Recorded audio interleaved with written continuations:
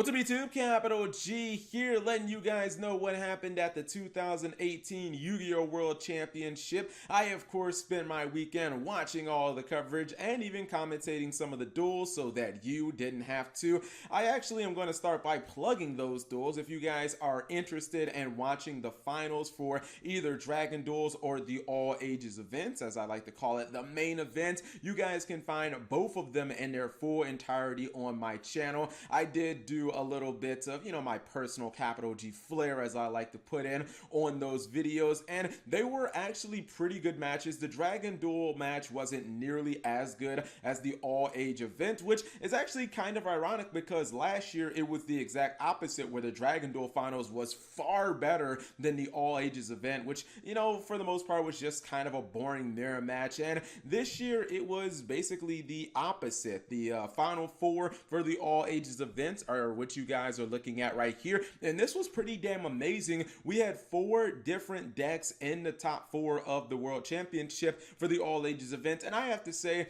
I'll just go ahead and I'll admit I take a big L on this one because maybe I didn't just come out and say it in my videos, but I thought that it was going to be one of the worst World Championships in history, because when you looked at the ban list of this event, everything was basically shaping up for Gouki to just absolutely level this bitch. I mean, I'm serious. Even though in the top 8 we did have half of the competitors running Gouki, so 4 of the top 8 was actually, a Gouki deck, we got a lot of diversity in their little small meta, especially when it comes to the top cuts. The top 8 actually included 2 Ultra Guys, 4 Gouki, 1 pure Trickstar, and then 1 pure Sky Striker. And then all the Gouki players, like 3 of them actually ended up getting knocked out there. They just weren't, I guess, strong enough to actually win those duels. And really, when you looked at the expected meta, I think the reason why Gouki were knocked off so heavily wasn't that Gouki wasn't going to be as dominant as we thought. It's because everyone and their mama was just planning to play nothing but Gouki. We saw so many Winter Cherries in the main decks. The Ultra Guys players were main decking Winter Cherries. The Gouki players were main decking Winter Cherries. The freaking Trickstar players were main decking Winter Cherries. So Gouki kind of went into this event as the favorite, but also with a huge colossal just target on its back, and I'm not sure that it could survive that. It actually reminds me of the days where ABC was like the best deck in the format, and Burning Abyss would play cherries for the ABC, or to take out the ABC Dragon Buster, and it would be an incredibly difficult match. So the the finals match was between Ultra Guys and Trickstar. It's so amazing. I've come to this conclusion that it's such an amazing time to play Yu-Gi-Oh right now, where if you look at our competitive meta in the TCG and the OCG, the best decks in the game are all anime decks. I mean, that is so fantastic, right? Where you have Aoi and her Trickstars, you have Emma, Ghost Girl, and Ultra Guys, my deck. You have Go and the Goukis. Like, everything is basically anime deck. Not exactly sure what the fuck happened with Rockets.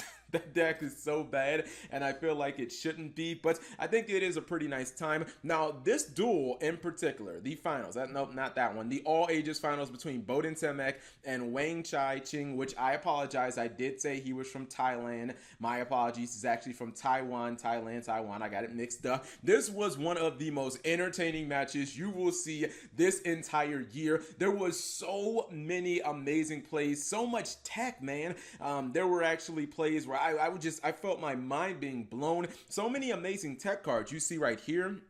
And by the way, this is in Duel 1, so you guys see the floodgates on the board, and you're like, oh, Cap, they're just side decking floodgates. What's really the cause for commotion? No, Wang actually went into this event playing pure Trickstars, not just bringing back the long forgotten Eater of Millions, which is still an amazing card and was incredibly useful in this duel. It actually won him the duel, but you see Gozen match as well. And when I saw Gozen match in Trickstars, I was like, this guy's a fucking mad genius. That card was absolutely amazing against Ultra Guys, as all the monsters have different attributes. Boden struggled against it so much. He also played Inspector Border. He sided that in, and there were a lot of mind games going on, because in one of the duels, Boden actually sided a Lullaby of Obedience, basically going second, and he activated it and he called a card that he knew his opponent had sided in because he summoned it turn one. I'm not going to spoil what it was, and unfortunately for him, the rest of the copies of the card were banished from Pot of Desires. It was so absolutely amazing and epic. We saw old school cards like Cyber Dragon actually see some play. Thunder King Ryo.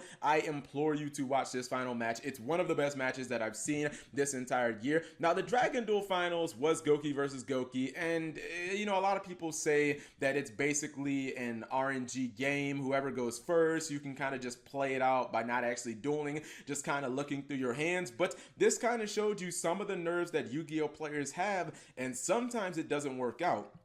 You see right here that it was Charlie Futch who actually ended up winning, taking it down for the United States of America. Go America! And he was playing against Kai Heidinger from Germany. And the problem was, it wasn't that, you know, it wasn't even that Kai was getting outplayed by Charlie. He was actually just outplaying himself. I think he was overthinking his plays. He made two colossal misplays. And the real sad thing is, he went first in both duels, and he actually had the counters to kind of stop what his opponent wanted to do. You see right here, his opponent, Charlie, did have the Winter Cherries, which is huge. This is game one. He did go for the Winter Cherries on Isolde. Obviously, he had called by the grave for it. Now, what happened in this match is he actually went for Isolde, and he got hit with Infinite Impermanence on the second effect, which Charlie kind of baited him into using that effect, and it got negated. I'm going to actually roll, and I'm going to show you guys where exactly he made this misplay. And unfortunately, it ends up costing him Duel 1 and possibly this entire event. He goes into an Isolde number 2 using the first one and using Maraudon Captain, and he tries to activate the effect, and Charlie's like, nah bruh, they're both hard once per turns, you can't activate it again. And that essentially just cost him that duel. In the second duel, he was hit with Winter Cherries, and he had the call by the grave, but he didn't immediately chain it. He let Charlie show him the card in it, or the card that he was going to reveal. Judges ruled at that point that you were now resolving the effect, so he essentially was not able to use call by the grave, despite the fact that he had it and kind of wanted to use it. But there were just small things like that that kind of decided this duel, and Charlie didn't make any misplays. He basically just played his Gouki deck straight up. He made the proper link plays, and that was basically a wrap. But I think that this Worlds event was a lot more exciting than a lot of people probably would have given it credit for. I thought that it was going to be basically Gouki domination, and maybe we'd see some pure Sky Strikers, which we did, but there were other decks like Altergeist gave Gouki everything that it wanted. So many good floodgates. We did not see a lot of Evenly Match. I thought that that was really interesting. I thought Evenly Match would have been one of the biggest cards to side deck against Altergeist because, in my experience, is one of the most uncounterable and just devastating cards that you can hit an Altergeist player with, you know, personally from the playing it. Although Bowden actually said he was main decking 3 copies of Mind Crush. I saw that a little while ago with Altergeist players. Generally, you'll have about 3 or 4 tech spots in your Altergeist deck where you can just put in some traps. Some people go with Torrential Tribute, like I like TT personally. Some people go for Mind Crush. If you do run the Mind Crush, then you have the ability to stop the Evenly Match. If they just say enter battle phase and end of battle phase with no cards on the field, you just activate Mind Crush and call Evenly Match, and you know, that's one way to stop it. Actually, Mind Crush had a really big impact in that finals. Again, if you guys have not seen it, I really suggest that you do. We also got a little look at the world promo cards. These are the cards that the champions end up getting. You know, not a lot is really talked about these cards because you can't use them in real duels. Interesting enough, I just noticed this is a Link 5. When are we going to get playable Link 5s, by the way?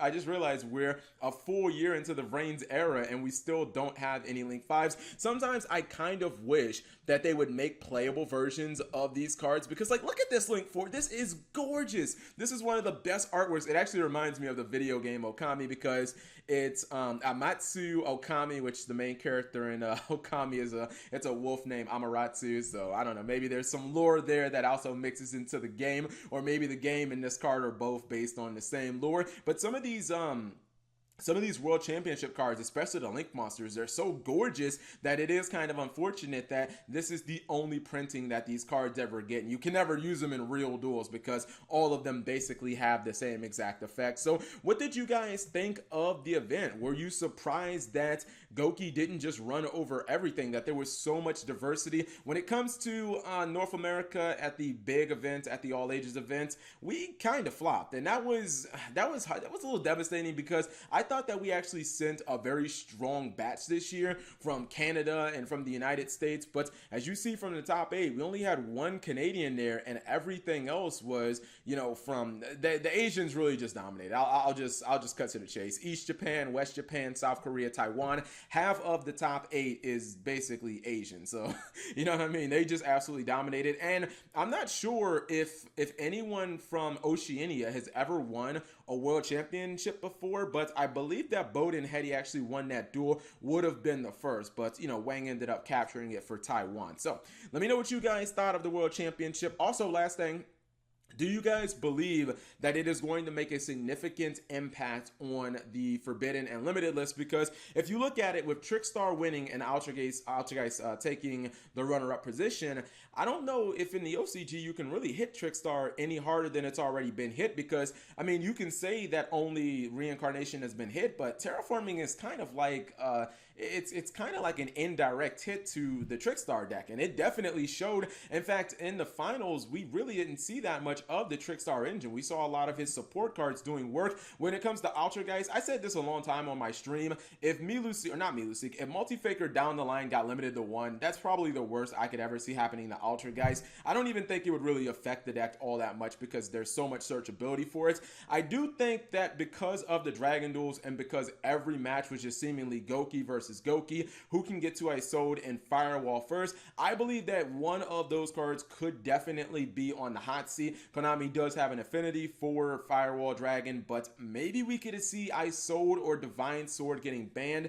Anyways, whatever you guys think, leave it in the comment section below. Thank you guys for watching. As always, subscribe if you have not already, and turn on that notification bell for daily videos. And actually, one last thing that I wanted to touch on, and that was actually the ending of this match. A lot of people were furious that this duel ended in time. I'm not exactly sure how I feel about it, because I do understand that you probably need the, you know, some time rules, and you probably need to use time for the matches in Swiss because you don't want to have players who are slow playing. But to have any of the single eliminations still have time, I just really don't think that it makes a lot of sense. And obviously we know, because of, you know, the competitive results, Trickstar's got a huge significant boost, and they weren't even playing with the new end of match procedures. They were playing with a couple of additional turns in time, but still, when you have a deck like Altergeist, that's, I know because I've played the deck for almost a year now, that really struggles to do damage, and then you have a deck like Trickstar, which has significantly more, you know, higher beaters, and they have the ability to do burn damage as well. Trickstars are going to be almost always the victor of that duel, and this duel actually ended up in time, and a lot of people were, you know, memeing it. They're saying that Time Wizard won the world championship, or they're showing clocks and whatnot. I honestly think that they should have had time for Swiss. I just don't understand why it was necessary to have it in the top cut. This is not like a YCS or a regional where, you know, you got to give the people their venue back at a certain time, got to be out of there by 10. This is the world championship. You can see each and every year Konami goes completely all out. They spare no expense for this event, so I just don't want it to be decided in that way. Now, I still believe that Bowden would have probably lost the match anyways. I think that one of his plays didn't really pay off, and that was kind of the end, but it is unfortunate, and you guys let me know in the comment section below.